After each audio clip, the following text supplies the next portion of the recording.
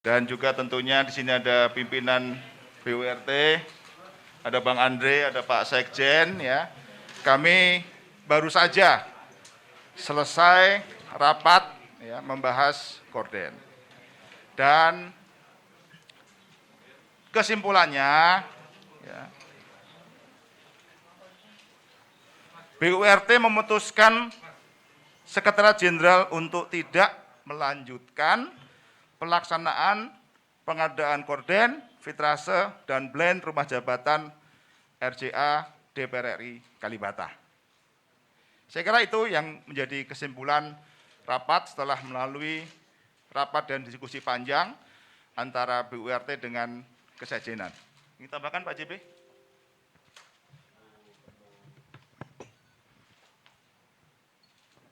Izin dibuka karena nggak jelas kalau pakai ginian.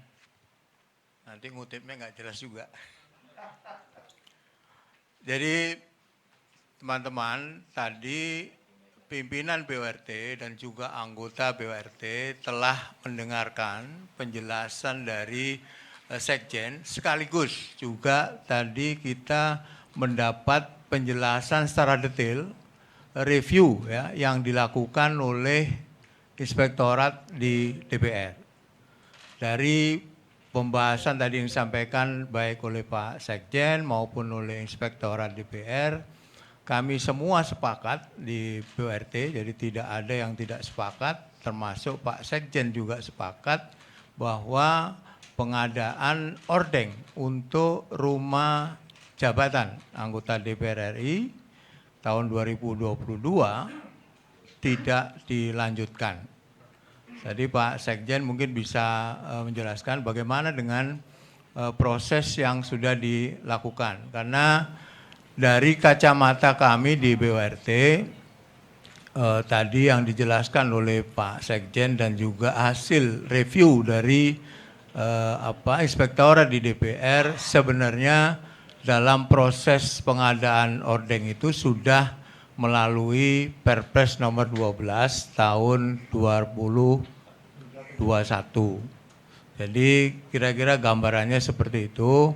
Mungkin nanti Pak Sekjen juga ingin menggambarkan bagaimana proses yang terjadi, baik itu yang dilakukan oleh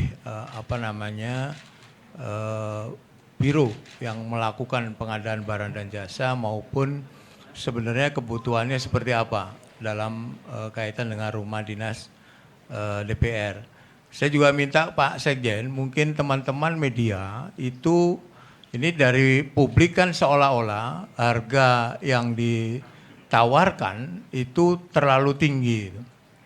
Padahal tadi menurut penjelasan Pak Sekjen, tim yang dibentuk oleh Sekjen dalam kaitan dengan pengadaan barang dan jasa, khususnya ordeng ini, sudah melalui proses yang cukup panjang. Jadi sebenarnya anggota DPR ini ini ukuran kepantasannya itu setara dengan siapa gitu ya. Jadi nanti Pak Sekjen bisa menjelaskan itu Pak, karena publik ingin tahu. Tetapi bagaimanapun juga kami di BURT juga mendengarkan apa yang menjadi riuh rendah ya, pro kontra yang belakangan ini kita sama-sama dengarkan berkaitan dengan proses pengadaan ordeng untuk rumah dinas jabatan anggota DPR. Saya persilakan Pak Sekjen. Ya, terima kasih teman-teman media. Jadi hasil diskusi kami dengan pimpinan BURT dan anggota BURT telah seperti yang rekan-rekan dengar tadi yang disampaikan oleh Pak Johan dan Pak Agung, bahwa kita berkesimpulan untuk tidak dilanjutkan. Jadi saya berangkat dari gambaran umum supaya teman-teman paham pada persoalannya. Jadi bahwa gorden ini itu sudah sekitar 13-14 tahun memang nggak pernah diadakan gitu ya. Jadi banyak anggota memang yang minta gitu ya, ini sudah 3 periode ini tidak pernah diganti. Seperti juga ada banyak gambar yang beredar di teman-teman, gambar gorden rumah jabatan, tapi juga ada hordeng-hordeng yang lumayan baik, tapi itu dibeli pribadi-pribadi di beberapa rumah anggota dewan. Nah, sehingga kami usulkan dari 3 tahun lalu, anggarannya memang di awal periode jabatan ini, seperti yang saya pernah lakukan di konversi sini, itu anggarannya tidak mencukupi dari pemerintah. Kemudian begitu juga 2 tahun lalu, sehingga 2021 itu anggarannya memungkinkan kami adakan. Lalu bagaimana mengenai penentuan harga? Nah, saya sampaikan di sini kami berangkat dari situasi atau asumsi kewajaran. Rp1 itu boleh kita bilang tidak wajar. Rp10 boleh dibilang tidak wajar. Rp1.000 tidak boleh dibilang tidak wajar. Rp1 kita bilang wajar boleh. Rp10 kita bilang wajar boleh. Rp1.000 kita bilang wajar boleh. Jadi itu adalah perspektif. Sehingga assignment kami pada konsultan adalah mencari harga menengah untuk anggota dewan. Kita nggak mungkin mencari apa yang paling bawah, apalagi yang paling atas gitu ya. Kita mencari titik tengah dari harga gorden yang ada di pasaran. Konsultan melakukan sampling ke beberapa toko di daerah Panglima Polim, daerah Tanah Abang, di daerah Tanjung Duren, beberapa tempat, dapatlah mencari harga tengah yang kemudian menjadikan HPS. HPS itu kemudian dilakukan pelelangan dari 49 perusahaan yang melakukan masuk untuk mendaftar, itu hanya, tolong dicermati teman-teman ya, hanya 3 perusahaan yang kemudian melakukan penawaran dari 49 ya.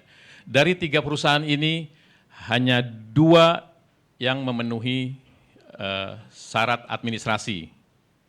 Dari 3 ini 2 yang memenuhi syarat administrasi. Dari 2 perusahaan ini hanya 1 yang memenuhi syarat teknis.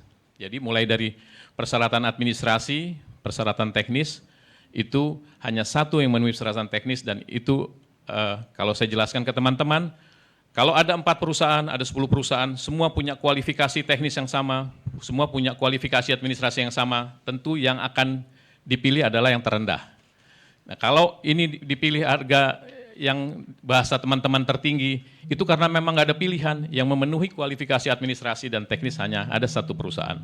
Itu adalah gambaran tentang kronologis yang kami sampaikan, sehingga harga, sekali lagi harga itu yang disebut kewajaran itu tentu tergantung bagaimana cara kita memandang, bagaimana cara kita menafsirkan. Kita tahu saat ini di situasi COVID, tentu kami bersama pimpinan BURT mengambil kesimpulan untuk tidak melanjutkan proses ini. Selanjutnya, kalau di antara rekan-rekan ada yang bertanya banyak hal, kami bisa jelaskan, termasuk nanti kami juga pada kesempatan ini perlu mengklarifikasi, ada beberapa media yang menyatakan bahwa waterproofing gedung kura-kura itu dilakukan dengan harga 4 miliar lebih gitu ya, itu memang benar, tapi judul kegiatan itu memang tidak bisa dirubah seenaknya aja gitu ya. Di dalamnya itu ada perbaikan struktur, ada pengupasan, ada material-material tertentu, itu ada komponen-komponen semacam itu. Pada kesempatan ini sekaligus saya menjelaskan pada lingkup pekerjaan itu supaya tidak ada kesalahpahaman dalam menafsirkan satu aturan. Terima kasih. Oke, Pak Agung apa saya? Silakan dengan, biar puas. Assalamualaikum warahmatullahi wabarakatuh. Waalaikumsalam. Yang pertama pertanyaan saya kepada Pak Sekjen. Nama dulu. Erwin Saputra, Pak. Dari mana dulu? Berita Rakyat, Pak. Berita Rakyat. Ya. Oh. Pertama, Pak, masalah pembatalan sepihak ini, Pak ya. Bagaimana dengan konsekuensinya dengan pemenang tender nanti? Terus yang kedua, Pak, ini kebetulan ada Pak Agung, ini banyak yang sumir yang kita dapat, baik dari FSN maupun pengamat, mengatakan supaya ini klarifikasi, Pak. Kebetulan kita pengurus di sini tidak mau membuat berita itu yang dilakukan DPR. Banyak isu-isu yang miring, Pak, terhadap BURT. Katanya BURT itu sering main-main proyek. Apa benar atau tidak? Sering minta-minta kepada satker-satker yang ada di sini. Mohon klarifikasinya. Oke, Terima kasih, Pak. apa dulu lah itu? Tanya ke saya, ya Bang. Tidak ada itu semua Bang. Ya, kita menjalankan, kita disumpah tanggal 1 Oktober, kita takut juga begitu, ya kan? Iya, nggak ada. Saya katakan sekali lagi, BURT tidak pernah main-main seperti itu, ya. Kalau mungkin ada tuduhan-tuduhan, ya tolong sampaikan. BURT tidak seperti itu. Kalau saya seperti itu, mungkin saya tidak tinggal di Depok, saya tinggal di Pondok Indah, Bang. Silakan Pak Sekjen. Ya, saya menambahkan Pak Agung ya, karena saya bagian dari pimpinan BURT meskipun baru 2-3 bulan yang lalu. Kita boleh curiga boleh, ya, siapapun curiga boleh, tapi jangan curiga itu berdasarkan bukti-bukti yang nggak jelas. Nggak boleh, jangan katanya-katanya, apalagi menuduh Pak Agung ya. Jadi kalau menuduh menurut saya harus ada buktinya. Paling enggak ada indikasi-indikasinya. Kalau enggak, kita bisa subalik, Pak. Ya, makanya kalau menuduh, ini saya bukan membela Pak Agung, tapi yang proporsional ya. Jadi kita kan nggak mau juga kalau saya nuduh Anda sebagai media, misalnya terima amplop gitu misalnya, kan nggak terima juga kan, rumor gitu kan. Nah sama juga, apalagi ketua BURT. Nggak ini ya. Karena saya mau tidak mau meskipun baru, saya jadi bagian pimpinan BURT dan kemarin soal ordeng-ordeng ini kan kita langsung respon. Yang langsung kita panggil, kenapa tanggal 17? Karena tanggal 17 itu baru dimulai masa sidang pembukaan. Di hari pertama, saking pentingnya ini, yang bikin geger ordeng ini, kita panggil Pak Sekjen minta penjelasan dan kesimpulan kita batalkan gitu. Silakan Pak Sekjen. Ya, saya kira tadi pertanyaannya ini apakah sepihak atau kedua belah pihak. Jadi memang ini saya harus jelaskan juga secara kronologis ya. Itu hari kedua Lebaran dan hari ketiga Lebaran ada beberapa wartawan yang sudah menanyakan saya tentang mekanisme lelang gorden gitu. Jadi silakan teman-teman tafsirkan ya. Hari kedua ketiga Lebaran sudah menanyakan soal lelang gitu ya. Jadi apa yang dipikirkan oleh teman-teman ini, siapa yang bermain dengan isu-isu murahan begini, silakan aja Anda tafsirkan gitu ya. Jadi hari kedua, ketiga Lebaran itu sudah ada yang menanyakan ke saya soal lelang ini dengan terminologi harga tertinggi gitu ya. Jadi ini saya ulangi lagi kepada teman-teman pada kesempatan ini agar media pers khusus yang di DPR harus menjadi bagian dari mengedukasi publik, mengedukasi masyarakat gitu ya. Saya inginkan itu ya, karena kita harus bekerja sama untuk bagaimana mewujudkan parlemen modern ke depan yang itu akan membawa aspirasi publik ya. Saya inginkan teman-teman, saya ingatkan untuk benar-benar menjadi media, menjadi edukasi bagi publik gitu ya. Kalau pertanyaan Anda, harga tertinggi kenapa dimenangkan, tentu Anda tidak melakukan satu proses cross-check pada lembaga yang berkompeten. Dalam hal ini apa? Anda boleh cek pada LKPP dengan rezim pengadaan barang jasa sekarang ini nomor 12 tahun 2021 seperti apa aturannya gitu ya. Jadi buat kami profesionalitas itu menjadi sangat penting untuk kami kedepankan. Nggak ada yang konyol di sini seperti yang disampaikan Pak Johan. Memangnya kita mau apa? Kita mau taruh leher kita di depan gitu ya, bahwa harga paling mahal diputuskan gitu. Tentu tidak. Jadi ini adalah satu proses yang sudah disampaikan bahwa Inspektorat Utama kami sudah melakukan review mendalam perusahaan pemenang, perusahaan yang kalah, itu semua didatengin. Ada media yang menulis perusahaan pemenang itu ruko 2 kali 3 gitu ya. Ada yang menulis bahwa perusahaan pemenang kok kantornya ruko gitu ya. Silakan teman-teman tafsirkanlah bahasa-bahasa semacam itu, kelazimannya seperti apa. Artinya semua orang bisa berusaha dimanapun dan semua terbuka, semua transparan, tidak ada yang ditutup-tutupi di DPR. Saya pastikan Biro Pengelolaan Bangunan itu bekerja secara sangat profesional dan tim Pokja kami ini anak-anak muda yang titik komanya pun itu akan sangat selektif. Nggak akan mungkin ada perusahaan-perusahaan yang abal-abal bisa lolos untuk bekerja di DPR. Sampai kapanpun saya jamin itu. Saya kira itu ya.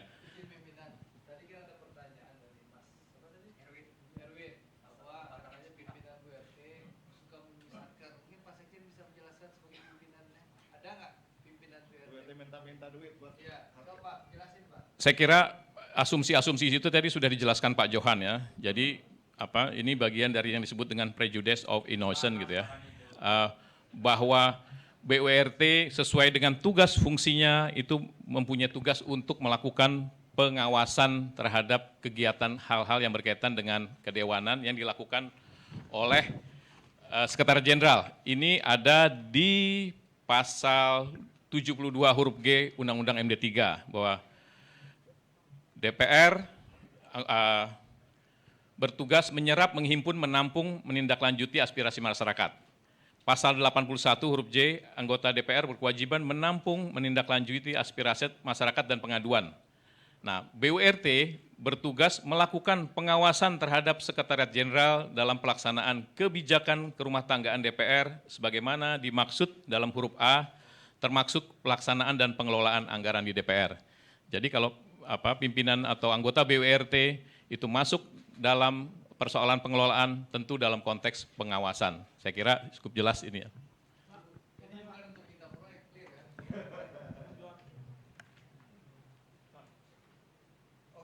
Satu lagi ya, habis itu udah ya. Nanti diwakili itu aja, oke? Setuju ya? Nitip apa? Iya, nitip apa? Nitip apa? Biar dia. Assalamualaikum warahmatullahi wabarakatuh. Waalaikumsalam warahmatullahi wabarakatuh. Siap, kawan lama. Pertanyaan saya, setelah dibatalin, terus gorden-gorden yang akan datang itu dibikin kayak apa? Apa dibiarin begini saja, atau dibeli lebih murah, atau diserahkan kepada anggota untuk membelinya? Yang sekarang, yang nanti ke depan. Yang ke depan, ini kan dibatalin. Kan katanya gorden kita itu sudah kayak dulu, udah jelek banget. Terus udah ada yang beli juga di antara dewan-dewan itu. Terus bagaimana ini teknisnya ke depan? Terima kasih Pak. Satu lagi, habis itu udah ya, karena semua punya tugas. Silakan. Yang keras. Pak, izin nanya soal saya kemarin pada saat ribut DPR itu saya ke Pasar Majestic Pak untuk nyari. Nah saya ingin perjelas kepada Pak Sekjen mungkin ya Pak Indra, harga tengah itu dicari dari mana sih Pak? Karena untuk 11 set gorden kurang lebih 30-40 juta Pak. Tapi kalau kemarin dihitung kan satu rumah tuh mungkin 96 juta. Nah mungkin yang diributin oleh masyarakat, kenapa mungkin harganya tidak sebanding dengan harga di pasaran Pak? Sama yang kedua izin Pak, ada data nggak sih Pak berapa persen sih Pak rumah dinas DPR yang ditinggali oleh anggotanya sehingga memang mungkin ini akan mengganggu kinerja mungkin dan lain sebagainya. Terima kasih Pak. Sebelum Pak Sekjen, saya ingin menjawab. Jadi diskusi kita hari ini, Pak Rizal, adalah pengadaan ordeng 2022 tidak dilanjutkan. Pertanyaan tadi mungkin ditanya lagi tahun depan. Silakan Pak Sekjen yang tadi. Ya, jadi pertanyaan dari CNN, saya jelaskan begini ya. Kalau Anda survei ke Pasar Majestic, ada gorden yang harga 30-40 juta. Tadi diskusi saya pertama ya, saya bilang kalau ada Rp1, Rp10, Rp1.000 itu kewajaran, itu tergantung cara kita memandang. Jadi tentu saya jelaskan ya, ini tolong dicermati oleh teman-teman ya, anggota DPR itu di dalam tata negaranya setingkat dengan presiden. Oke, clear ya, setingkat dengan presiden. Kalau setingkat di atas presiden, tentu di atas menteri ya speknya gitu ya. Nah sekarang saya kasih assignment ke teman-teman, tolong cek di rumah-rumah menteri berapa harga hordengnya. Anda boleh cek sendiri berapa ya. Kalau Anda misalnya ketemu tadi harga 30-40 juta dengan harga menengah, tentu itu spek yang Anda lihat di pasar Majestic tadi ya. Mudah-mudahan itu speknya sesuai dengan selera ya. Tapi tentu konsultan kami kalau sekarang hasil lelang itu menghasilkan harga per rumah 60 juta dengan yang Anda sebutkan tadi 40 juta, tentu pasti apakah Anda juga sudah termasuk dengan relnya, apakah Anda sudah termasuk dengan free terasenya, apakah sudah termasuk perbaikan-perbaikan jendelanya. Saya nggak tahu apakah pertanyaannya sudah sampai sana belum ininya. Nah itu yang kami lakukan adalah perbaikan jendela, pemasangan gantungan-gantungan dengan fitrase, dengan standar-standar yang sudah ditentukan. Jadi saya beri contoh kepada teman-teman kalau soal harga bagaimana merespon ya. Saya sebutkan pertama kali ada COVID itu rapid test di DPR itu yang Rp0 untuk anggota DPR. Teman-teman kan juga semua protes kan waktu itu kan. Rp0, nggak ada bayaran. teman-teman juga protes bahwa DPR nggak pantas untuk melakukan rapid test karena rakyat masih susah gitu ya. Itu DPR ada sumbangan waktu itu. Nah jadi saya mau ngasih gambaran ekstrim bagaimana perspektif dari cara berpikir ini mempengaruhi cara teman-teman menilai DPR. By nature, ada media-media yang nggak suka dengan DPR, by nature. Tapi itu urusan Anda dengan DPR ya. Buat saya, selaku sekjen, di sini ada pimpinan BRT, saya akan bekerja secara profesional dalam memberikan dukungan kepada DPR. Saya nggak ada urusan soal suka nggak suka dengan media kepada DPR gitu ya, karena itu adalah hak Anda untuk tidak suka dari DPR. Jadi itu yang perlu saya sampaikan bahwa apa yang diputuskan tadi dengan BURT itu dengan segala berat hati kami harus lakukan, karena PR kami kedua, kami tentu harus memahami perusahaan yang sudah Anda bully, yang itu ada yang bilang perusahaan IT, ada yang bilang itu perusahaan apa gitu ya, ada yang bilang parkir kok ada stiker Pamdal di sana segala macam itu, semua yang nggak ada kaitan dengan kegiatan ini, semua dirangkum untuk kebencian terhadap DPR gitu ya. Itu yang saya ingin sampaikan ke teman-teman, bahwa kegiatan ini adalah kegiatan di ruang publik yang ini semua dilakukan secara transparan. Terima kasih. Saya kira cukup Pak Sekjen, sekarang sudah 5.20, saya kira wartawan juga harus mempersiapkan acara yang tadi ini untuk mengedit, habis itu kita sholat maghrib. Karena itu menurut saya apa yang tadi sudah dijelaskan Pak Sekjen, sudah clear betul. Nah sekarang semua tahu bahwa pengadaan kordeng untuk rumah dinas anggota DPR itu tidak dilanjutkan. Saya kira, loh, tadi kan udah dijelasin tadi dari panjang lebar tadi. Masa harus diulangi? Loh, masa harus diulangi? Oh, loh tadi. Bukan, sebentar, Mas, sebentar jangan ketawa. Siapa namanya? Dari Indo Merdeka. Erwin Indo Merdeka, tadi kan sudah saya sampaikan, setelah mendengarkan penjelasan Sekjen, penjelasan review, audit yang dilakukan oleh Inspektorat DPR. Itu setelah mendengarkan itu, kemudian kami kan wakil rakyat Pak, kami juga mendengar cerita-cerita aspirasi dari publik tadi. Karena itu tadi bulat pimpinan dan anggota BURT, semua fraksi saya kira Pak Andre ya, tidak ada fraksi ini fraksi itu menolak, semua fraksi untuk tidak melanjutkan pengadaan ordeng untuk rumah dinas anggota DPR.